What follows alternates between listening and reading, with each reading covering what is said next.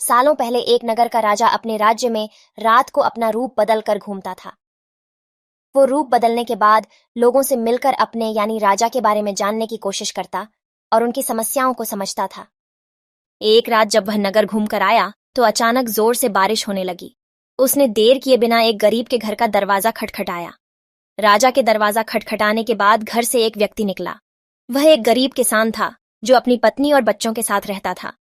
बारिश तेज थी तो किसान ने राजा को अंदर आने के लिए कहा। राजा ने घर में जाने के बाद पूछा, क्या आप मुझे कुछ खिला सकते हैं? मुझे बहुत तेज भूख लगी है।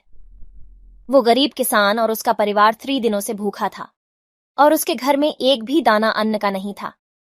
किसान के मन में हुआ कि भले ही हम भूखे हैं, लेकिन अपने अतिथि को यूं भूखा नहीं रख सकते।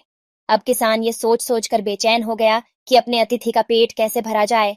तभी उसने घर के सामने वाली दुकान से चावल चुराने की तरकीब सोची।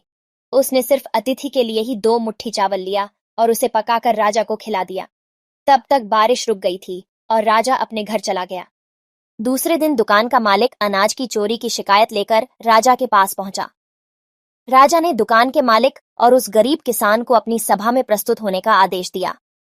सबसे पहले सभा में पहुंचे किसान ने राजा के सामने जाकर अपनी चोरी का इल्जाम कबूल कर लिया और बीती हुई रात की पूरी बात राजा को बता दी। किसान राजा से कहता है कि मैंने चोरी की, लेकिन मेरे परिवार ने उस अनाज का एक निवाला भी नहीं खाया। गरीब किसान की बातें सुनकर राजा बहुत दुखी हुआ और उसने किसान को बताया कि अतिथि के रूप में मैं स्वयं तुम्हारे घर आया था। इसके बाद राजा ने सभा में पहुंचे दुकानदार से पूछा कि क्या आपने अपने पड़ोसी को चोरी करते हुए देखा था?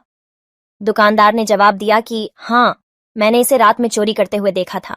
दुकानदार की बात सुनने के बाद राजा कहता है कि इस चोरी के लिए मैं पहले जिम्मेदार हूं और फिर दूसरा तुम हो, क्योंकि तुमने अपने पड़ोसी को अनाज की चोरी करते हुए देखा, मगर कभी उसके भूखे परिवार को नहीं देखा। तुम अपने पड़ोसी होने का धर्म बिल्कुल निभा नहीं पाए। इतना कहने के बाद राजा ने दुकानदार को सभा से जाने के लिए कह दिया और किसान की अतिथि निष्ठा भाव को देखकर उसे 1000 सोने के सिक्के इनाम के रूप में दे दिया। कहानी से सीख, अगर कोई आसपास रहने वाले मुसीबत में है तो हमें उनकी मदद करनी चाहिए। ऐसी ही कहानी सुनने के लिए हमारे चैनल को सब्सक्राइब करें। धन्यवाद।